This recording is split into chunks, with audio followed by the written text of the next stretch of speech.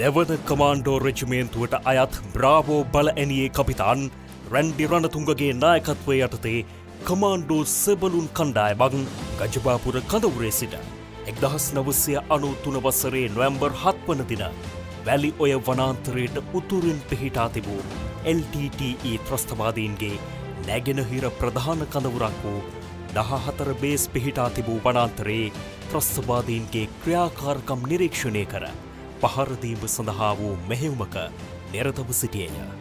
October 8 වන දින රාත්‍රී 8ට පමණ එම ස්ථානයට කිලෝමීටර් 10ක් 12ක් පමණ වනාන්තරය තුළින් වෙඩිහඬ හා පිපුරුම් ශබ්ද විශාල ලෙස ඇසෙන්නට විය. එය ත්‍රස්තවාදීන් විසින් යම් විශාල හමුදා කඳවුරක් වෙත ප්‍රහාරයක් එල්ල කිරීම සඳහා සිදු කරනු ලබන පෙරහුරුවක් ලෙස ඔවුනට හැඟී කිය බැවින් මේ පිළිබඳව ඉහළ නිලධාරීන් දැනුවත් කිරීම සඳහා පියවර ගන්නා ලදී. ඉන් දින දෙකකට පසු නොවැම්බර් 10 වන දින රාත්‍රියේ පූනරින් හමුදා කඳවුර ඉලක්ක කරගනිමින් LTTE ත්‍රස්තවාදීන් විසින් දැවැන්ත ප්‍රහාරයක් එල්ල කරන ලදී. එහිදී හමුදා බටපිරිස් වෙත දැඩි අලාභහානි සිදු වූ අතර කඳවුරේ කොටසක් ත්‍රස්තවාදීන් අතට පත්විය. එවක උතුරු යුද හමුදා ආඥාපතිවරයා වූ බ්‍රිගේඩියර් රොහාන් දළුවත්ත වහාම ක්‍රියාත්මක වී ත්‍රිවිධ හමුදාවන්හි ආරක්ෂක ප්‍රධානීන් කැඳවීමට පියවරගත් අතර එයට බ්‍රිගේඩියර් ශාන්ත කෝට්ටේගොඩ ගුවන් කොමදෝරු ජයලත් වීරක්කොඩි දෙවන කමාන්ඩෝ රෙජිමේන්තුවේ අනදෙන නිලධාරී ලුතිනන් කර්නල් චන්ද්‍රවංශ සහ එවක කරයිනගර් නාවික හමුදා කඳවුරේ අනදෙන නිලධාරියා වූ කමාන්ඩර් සරත් වීරසේකර ඇතුළු නිලධාරීන් පිරිසක් මෙයට ඇතුළත් වූහ. පූනරින් යුද හමුදා කඳවුරෙහි සිරවී සිටි හමුදා බටපිරිස් බේරා ගැනීම සඳහා වහාම මෙහෙයුමක් ක්‍රියාත්මක කිරීමට සැලසුම් කළ අතර යුද හමුදා කමාන්ඩෝ රෙජිමේන්තුවේ බටපිරිසක් හෙලිකොප්ටර් යානා මගින් ප්‍රථමයෙන් පූනරින් කඳවුර වෙත ගොඩ බැස්වීම සඳහා කටයුතු සූදානම් කළ අතර වැලි ඔය ප්‍රදේශයේ මෙහෙයුමේ නිරතව සිටි දෙවන කමාන්ඩෝ රෙජිමේන්තුවේ බ්‍රාවෝ කණ්ඩායමේ බටපිරිස් මේ සඳහා යොදා ගැනීමට ලුතිනන් කර්නල් චන්ද්‍රවංශ හට උපදෙස් ලැබිණ. පූනරින් හමුදා කඳවුර වටලා සිටි ත්‍රස්තවාදීන්ගේ පිරිස් හා අවි බලය පිළිබඳව දැනුවත්ව සිටි හෙයින් සතුරා හොඳින් සන්නද්ධව සූදානමින් පසුවන ගොඩබිම වෙත මෙලෙස හමුදා සෙබළුන් රැගෙන යාම මරාගෙන මැරෙන මෙහෙයුමක් හා සමාන විය. කමාන්ඩෝ සෙබළුන් වැලි ඔය මහවනයේ මෙහෙයුමේ නිරතව සිටියදී රාත්‍රියේ පණිවිඩ හුවමාරු යන්ත්‍රය හරහා කපිතාන් රණතුංග අමතා දෙවන කමාන්ඩෝ රෙජිමේන්තුවේ අනදෙන නිලධාරිවරයා දන්වා සිටියේ පූනරින් කඳවුර වෙත ත්‍රස්තවාදීන් ප්‍රහාර එල්ල කරමින් තිබෙන බැවින් ආධාරක කණ්ඩායම් ලෙස එහි යාම සඳහා සූදානම් වන ලෙසයි. උදෑසන 8:30ට පමණ මෙම කමාන්ඩෝ සෙබළුන් පිරිස MI-17 හෙලිකොප්ටර් යානා 3ක් මගින් පලාලි ගුවන් හමුදා කඳවුර වෙත රැගෙන යාමට කටයුතු කරන ලද අතර මෙහෙයුම් අනදෙන නිලධාරී රොහාන් දළුවත්තගේ ප්‍රධානත්වයෙන් හදිස්සි රැස්වීමක් කැඳවා මෙම මෙහෙයුම පිළිබඳව කපිතාන් රණතුංග ඇතුළු නිලධාරීන් දැනුවත් කරන ලදී.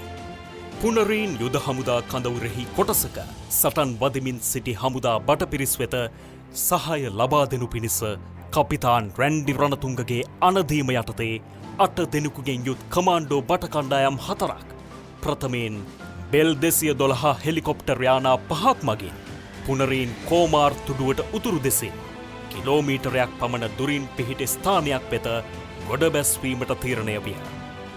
මෙම රැස්වීමෙන් අනතුරුව තම කණ්ඩායමේ කමාන්ඩෝ සෙබළුන් ඇමතු කපිතාන් රණතුංග මෙම මෙහෙයුම පිළිබඳව පැහැදිලි කළ අතර අවසානයේ ඔහු ප්‍රකාශ කර සිටියේ මෙය මරාගෙන මැරෙන මෙහෙයුමකට සමාන බවත් ත්‍රස්ත ප්‍රහාරයකට ලක්ව එක් හෙලිකොප්ටර් යානයක් හෝ බිම පතිත වුවහොත් කෙසේ හෝ සෙසු හෙලිකොප්ටර් යානාවන්හි සිටින කමාන්ඩෝ සෙබළුන්ද එම හෙලිකොප්ටරයේම පැමිණි කමාන්ඩෝ සෙබළුන්ගේ සහාය සඳහා භූමියට පැමිණිය යුතු බවත් මෙම මෙහෙයුම සඳහා පෞද්ගලික හේතුන් මත සහභාගී වීමට නොහැකි අයවලුන් මෙහෙයුමෙන් ඉවත් වන ලෙසත් දන්වා සිටින ලදී.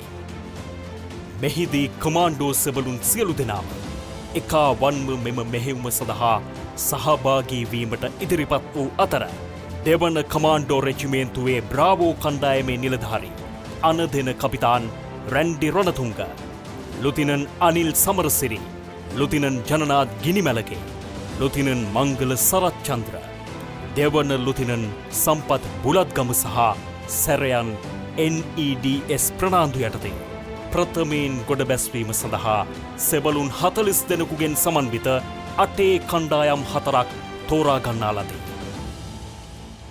එදින සවස 5:20ට පමණ කමාන්ඩෝ සෙබළුන් රැගත් හෙලිකොප්ටර් යානා 5ක් අදාළ ස්ථානයේ වෙත ළඟා වූ අතර හෙලිකොප්ටර් යානා ගොඩ බැස්වීම සඳහා සුදුසු ස්ථානයක් නිරීක්ෂණය කිරීම සඳහා බෙල් 212 හෙලිකොප්ටර් යානයක් රැගෙන ගුවන් කොමදෝරු ජයලත් වීරක්කොඩි ඉදිරියෙන් ගමන්ගත් අතර ත්‍රස්තවාදීන් පුනරීන් කලපුවෙහි නාවික හමුදා ඩෝරා යාත්‍රා සමග සටනක නිරතව සිටි අයුරු දක්නට ලැබුණා. ත්‍රස්තවාදීන් විසින් 50 ගුවන් යානා නාශක අවියෝදා ගනී. මුහුදේ සිට මෙන්ම ගොඩබිමෙන්ද හෙලිකොප්ටර් යානා වෙත දැඩි ප්‍රහාර එල්ල කළේය. එම ත්‍රස්තවාදී ප්‍රහාරයන් නොතකා සිව්වරක් හෙලිකොප්ටර් යානා ගොඩ බැසීම සඳහා නියමුවන් කටයුතු කළ නමුත් එක් හෙලිකොප්ටර් යානයකට වෙඩි වැදීමත් සමග එම උත්සාහය ව්‍යර්ථ වූ හේයින් කමාන්ඩෝ සෙබළුන් රැගත් හෙලිකොප්ටර් යානා නැවතත් පලාලී ගුවන් හමුදා කඳවුර වෙත පැමිණියේය. පසුදින එනම් නොවැම්බර් 12 වන දින උදෑසන 8ට පමණ බෙල් 212 සහ බෙල් 412 හෙලිකොප්ටර් යානා මගින් නැවතත් මෙම කමාන්ඩෝ සෙබළුන් අදාළ ස්ථානය වෙත රැගෙන යන ලද නමුත් ගොඩ බැස්සවීමට නොහැකිව ඉවතට ගිය අතර නැවතත් පැමිණ ගොඩ බැසීමට සූදානම් වනවත් සමග ත්‍රස්තවාදීන් එල්ල කරන ලද 50 වෙඩි ප්‍රහාරය ලුතිනන් මංජුල ඇතුළු කමාන්ඩෝ කණ්ඩායම ගමන්කන් හෙලිකොප්ටර් යානයට වැදීමත් සමග එම මෙහෙයුම නතර කර දමා නැවතත් කමාන්ඩෝ බටපිරිස් රැගෙන පලාලී කඳවුර වෙත පැමිණෙන ලද අතර ත්‍රස්තවාදීන්ගේ ගුවන් යානා නාශක අවිප්‍රහාර වැදීමෙන් හෙලිකොප්ටර් යානා දෙකකට සුළු හානි සිදු වී තිබිණි. ගුවනින් ආධාරක බටපිරිස් පුනරීන් කඳවුර වෙත යැවීමට නොහැකි වූ බැවින් නාවික හමුදා යාත්‍රා මගින් මුහුදින් රැගෙන ගොස් ගොඩ බැස්සවීම සඳහා මෙහෙයුමක් සැලසුම් කළ අතර මෙසේ මුහුදින් බටපිරිස් ගොඩ බිම වෙත රැගෙන යාමට මරාගෙන මැරෙන ක්‍රියාන්විතයක් හා සමාන විය. මෙම කමාන්ඩෝ සෙබළුන් මුහුදෙන් රැගෙන යාමෙන් අනතුරුව පුනරීන් වෙරළ තීරයේ බලය තහවුරු කිරීමෙන් පසු යුද හමුදා සෙබළුන් 700ක් පමණ නාවික හමුදා යාත්‍රා මගින් පුනරීන් කඳවුර වෙත ගොඩ බැස්වීම මෙහෙයුමෙහි සැලසුම විය. එම මෙහෙයුමෙහි මූලිකත්වයගෙන කටයුතු කරනු ලැබුවේ එවක කරයිනගර් නාවික හමුදා කඳවුරේ අනදෙන නිලධාරී වූ කමාන්ඩර් සරත් වීරසේකර විසිනි.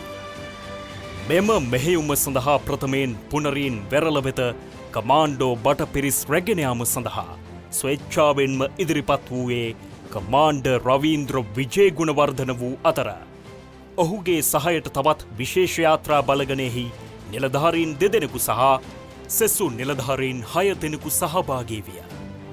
සතුරාට නොපෙනෙන ලෙස ගොස් මෙම ක්‍රියාන්විතය සිදු කිරීම සඳහා රාත්‍රී කාලයේ යොදා ගැනීමට නියමිතව තිබූ නමුත් සිව්වන දිනයතෙක් බලා සිටිමින් පුනරීන් කඳවුරෙහි සිරවී සිටින බටපිරිස් අවදානමෙහි හෙළීමට නොහැකි වූ බැවින් පසුදින එනම් 13 වන දින උදෑසන මෙම මෙහෙයුම සිදු කිරීම සඳහා පියවරගත් අතර LCM යාත්‍රා 2ක් හා කුඩා යාත්‍රා 10ක් පමණ යොදා ගනිමින් යුද හමුදා බටපිරිස් පුනරීන් වෙත රැගෙන යාම සඳහා කටයුතු සූදානම් කරන ලදී.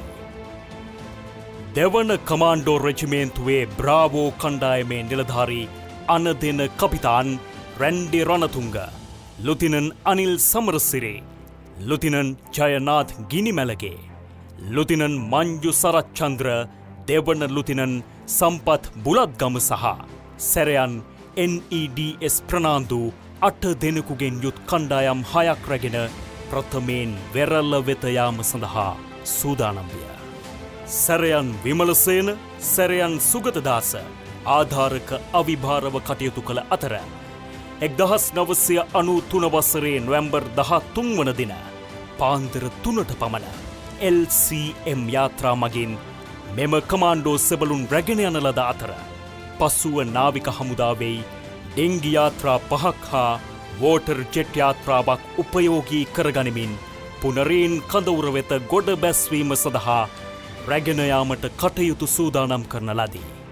තරු එළියෙන් පමණක් ආලෝකය ලබා ගනිමින් වෙරළට කිලෝමීටර 3ක් පමණ දුරින් ගැඹුරු මුහුදේදී කඹ හා ලනු ඉනිමං ආධාරයෙන් අවි ආයුධ සහ අමතර වෙඩි උණ්ඩ ඇතුළු ද්‍රව්‍ය සහිත කිලෝ 40ක් පමණ බරකින් යුත් පැක් සමග ශරීරාරක්ෂක ආවරණ පැළඳගත් කමාන්ඩෝ සෙබළුන් ඩෙංගි යාත්‍රා 4ක් වෙත බැසගත්තේය.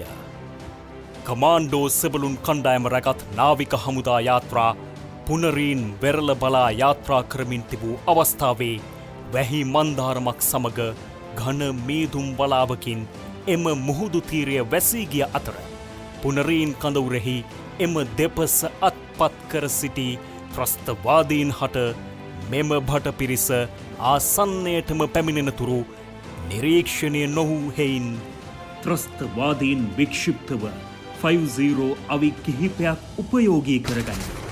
එක පෙළට තමන් දෙසට පැමිණිමින් තිබූ කමාන්ඩෝ සෙබළුන් රැගත් නාවික හමුදා යාත්‍රාවන් වෙත වෙඩ්ඩි ප්‍රහාර එල්ල කළ අතර කමාන්ඩර් රවීන්ද්‍ර විජේගුණවර්ධන සහ කමාන්ඩර් රෙජිමේන්තුවේ දෙවන ලුතිනන් සම්පත් බුලත්ගමුව පැමිණි වෝටර් ජෙට් යාත්‍රාවේ තිබූ අවියෙන් ආවරණ වෙඩි සපයන අතරතුර කමාන්ඩෝ සෙබළුන්ද MPMG සහ LMG අවි උපයෝගී කරගනිමින් ත්‍රස්තවාදීන් වෙත ෂණික ප්‍රහාරයක් එල්ල කරමින් ගොඩබිම වෙත සේන්දු වීමට හැකි වූ අතර නාවික හමුදා බෝට්ටු කමාන්ඩෝ සෙබළුන් බස්සවා දෙවන කණ්ඩායම රැගෙන ඒම සඳහා ෂණිකව නැවත හරවා පිටත්ව යන ලදී. වෙරළට පිවිසි කපිතාන් රණතුංග ඇතුළු කමාන්ඩෝ සෙබළුන් 8 දෙනාගේ කණ්ඩායම් 4 අංශක 180ක භූමිය ආවරණය වන පරිදි ස්ථානගත වූ අතර වැලිකඳු සහිත උස් භූමි ප්‍රථමයෙන් අත්පත් කර ගැනීමට කටයුතු කළේ. ප්‍රථම බිම්කඩ අල්ලා ගැනීමෙන් අනතුරුව ත්‍රස්තවාදීන් පලවා හැර ඔවුන් යටතේ තිබූ භූමි ප්‍රදේශය සුළු මොහොතකින් තම ග්‍රහණයට ගැනීමට සමත් වූහ. ත්‍රස්තවාදීන්ගේ ප්‍රහාරයට ලක්ව තුවාල ලබා සිටි යුද හා නාවික හමුදා සෙබළුන් 36 දෙනෙකු මෙම කමාන්ඩෝ සෙබළුන් විසින් මුදාගන්නා ලද අතර ඔවුන් හට මූලික ප්‍රථමාධාර ලබා දීමට කටයුතු කරනු ලැබිය. මෙම අවස්ථාවේදී ගුවන් හමුදාවේ පුකාරා සහ සියාමාර් චෙට්ටි ප්‍රහාර යානා මගින් ත්‍රස්තවාදීන්ගේ ඉලක්කයන් වෙත ප්‍රහාර එල්ල කරමින් කමාන්ඩෝ සෙබළුන් හට ගොඩබිම වෙත ප්‍රවිෂ්ඨ වීම පිණිස විශිෂ්ට සහයෝගයක් ලබා දුන් ලදී. ප්‍රථම කමාන්ඩෝ භට කණ්ඩායම නිරුපද්‍රිතව වෙරළට ගොඩ බැස් වූ නාවික හමුදා විශේෂ යාත්‍රා බලගලයේ කණ්ඩායම නැවතත් ගැඹුරු මුහුදේ නවතා තිබූ LCM යාත්‍රාව වෙත ගොස් දෙවන කමාන්ඩෝ සෙබළුන් කණ්ඩායමත් රැගෙන ඒමෙන් අනතුරුව එම කමාන්ඩෝ භට පිරිස් භූමියේ ආරක්ෂාව තහවුරු කිරීමෙන් පසු හෙලිකොප්ටර් යානා මගින් හා නාවික හමුදා යාත්‍රා මගින් සෙසු හමුදා කණ්ඩායම් රීන් වෙත රැගෙන ඒමට කටයුතු කරන ලදී. මුලින්ම අපිට මේ ටාස්ක් එක හම්බුණා දෙවන කමාන්ඩෝ රෙජිමේන්තුවේ බ්‍රාවෝ ගෲප් එකට තමයි මේ මුලින්ම මේ ක්‍රියාන්විතය කරන්න කියලා ආරාධනාව ලැබුණේ. එතකොට මේකට අපිට තිබුණේ ලිමිටඩ් රිසෝස්, ඒ කියන්නේ අපේ ගෲප් එක 120ක් හිටියට ඒ 120ටම සහභාගී වෙන්න බෑ. අපිට තිබුණේ හෙලිකොප්ටර් 4යි. ඒ හෙලිකොප්ටර් 4 දාන්න පුළුවන් 32යි කමාන්ඩෝස්ලා. එතකොට මට තිබිච්ච ප්‍රශ්නේ තමයි කවුද මේ 32? මට නිලධාරීන් කිසිම ප්‍රශ්නයක් නැතුව අත උස්සලා එකඟ වුණා. නමුත් මට ඉතුරු සොල්දාදු ටික මේකට පුරව ගන්න ඕම වුණා. එතනදී මම ඒගොල්ලොන්ට කිව්වේ අපේ මේ ක්‍රියාන්විතේ බැරෑරුම්කම පැහැදිලි කරලා දුන්නා. 1200ක් හමුදාව හිටපු ඊළඟට LTT එක සම්පූර්ණ ඔවුන්ගේ වැර යොදලා ඔවුන්ගේ අවිබලය ශ්‍රම බල මිනිස් බලය විශේෂයෙන්ම සිවිලියන්ලා පවා මේ ඇටැක් එකට සහභාගී කරගෙන තමයි කරලා තිබුණේ. එතකොට ඒවන් බලයක් යොදපු තැනකට 32ක් ගිහිල්ලා ඒ භූමිය අත්පත් කරගෙන ඉතුරු බටපිරිස් මෙතෙන්ට බස්සවලා ඒගොල්ලෝ අනිත් අයත් එක්ක සම්බන්ධ කිරීම තමයි මට තිබිච්ච රාජකාරිය. එතකොට 32කින් තමයි මේක කරන්න තියෙන්නේ. එතකොට ඉතුරු නිලධාරීන් ටික මට තව 26 දෙනෙක් හොයාගන්න ඕමනාව තිබුණා. මම මේගොල්ලොන්ට පැහැදිලි කරා ඉතුරු කමාන්ඩෝ ළමයින්ට ඒගොල්ලෝ මේක අහගෙන ඉඳලා මම කිව්වා මොනවා හරි පුජ්‍යලික ප්‍රශ්නයක් හෝ මොනවා හරි දෙයකින් තමුන්ට මේ දවසක් හරි ජීවත් වෙන්න ආසාවක් තියෙනවා නම් මෙහෙම වෙන්න පුළුවන්. තමුන්ගේ වයිෆ් ප්‍රෙග්නන්ට් ළමයා ඉපදිනකම් මුණ බලනවා. ඒ වගේ උදාහරණ හැම එකක්ම දුන්නා. තියෙනවා නම් අත උස්සන්න එපා. ඉතුරුව එහෙම නැති කවුරු හරි නැවත එන්න බලාගෙන නැති කවුරු හරි ඉන්නවා නම් මෙතන නිලධාරී ටික ඉන්නවා. ඉතුරු 26 දෙනා තමයි විතරයි මට ඕනේ. 27 ඉන්න ඕනේ. මොකද කියන්නේ ඒගොල්ලෝ ඒ පලාලි තිබිච්ච පලාලි මේ කඳවුරේ ටකරන් වහලේ ගැලවෙන්න කෑ ගැහුවා අපි සියලුම දෙනා යනවායි කියලා. එතනින් එහාට මට කතා කරන්න දෙයක් නැහැ. ඒ වගේ නිලධාරී කණ්ඩායමකුයි කමාන්ඩෝස් ටිකකුයි තමයි මට හිටියේ. වචනකින්වත් පස්සට යන්නේ නැති පිරිසක් තමයි එදා අපිට හිටියේ. ඉතින් ඒක නිසා මෙම ක්‍රියාන්විත සාර්ථකව කරගන්න පුළුවන් වුණා. විශේෂයෙන්ම මට නම් සඳහන් කරනවා ලෙෆ්ටිනන්ට් අනිල් සමරසිරි, ලෙෆ්ටිනන්ට් සම්පත් බුලත්ජොම, ඊළඟට ලෙෆ්ටිනන්ට් මංජුල සරච්චන්ද්‍ර, ලෙෆ්ටිනන්ට් සමන්ත ගෙනිගවැලගේ ඒ දෙන්න දැනට ජීවත් වුණ අතර නැහැ. මූලික ඊළඟට සාජන් ෆර්නැන්ඩෝ ආවා මූලික වටේදී ඉස්සෙල්ලාම ගියපු බෝට්ටු වල ලෑන්ඩින් එකට ගියපු කට්ටිය. ඉතින් මෙහිදී මතක් කරන්න ඕනේ අපි ලොකු සැලසුම් ඇතුව තමයි ගියේ. උදාහරණයකට බැරදිලාවත් බෝට්ටුවකට වෙඩි වැදුනොත් හෝ ඒ බෝට්ටුව අරන් යන OBM ඔපරේටර් වෙඩි වැදුනොත් මොකද කරන්නේ? අපේ අනිත් අය එකඟත්වයේ තිබුණේ සියලුම දෙනා මරාගෙන මැරීම හෝ මේ ක්‍රියාන්විතය කරන්න, ළමයිට ඒ එතන හිර වෙලා ඉන්න කට්ටිය බේරගන්න. ඒක කරන්න බැරි වෙනවා. ඒක නිසා අපේ ප්ලෑන් එක හැම බෝට්ටුවකම අපිත් දාලා හිටියා OBM එක ඔපරේට් කරන්න පුළුවන් කට්ටිය දෙන්නෙක් හෝ එක්කෙනෙක්. එතකොට යම් කිසි වෙලාවක ඒ බෝට්ටුවක් හැරවුණොත් හෝ නැවත තුවාල වුණත් හරි තව එක්කෙනෙක් ඉන්නවා අපිට ඒක අරගෙන යන්න. වෙඩි වැදුනත් ප්‍රශ්නයක් නැහැ. ඒ අන්තිම තියෙන පණ ටිකේ හරි ඒ බෝට්ටුව ගිහිල්ලා ලෑන්ඩ් කරන කියන ඒක පරමාර්ථය තමයි අපි මේ ක්‍රියාන්විතය කළේ. ඉතින් අපිට ඒ හැකියාවත් සැලසුම් වල දක්ෂකමත් නිසා අපිට මේ ක්‍රියාන්විතය ඉතාම සූක්ෂම ආකාරයට කරගන්න පුළුවන් වුණා. ඊට පස්සේ මට සම්බන්ධ වුණා මගේ අනිත් ගුවනින් සහ මෝදෙන් මගේ අනිතුරු ගෲප් එක ආවට පස්සේ ඒගොල්ලෝගේ කණ්ඩායම් තරගෙන කැප්ටන් ශ්‍රීපති ගුණසේකරේ කණ්ඩායමත්, කැප්ටන් ප්‍රියන්ත සේනාරත්නගේ කණ්ඩායමත්, කැප්ටන් රවින්ද්‍ර හඳුන්පතින සියලුම දෙනාම ආවා. විශේෂයෙන්ම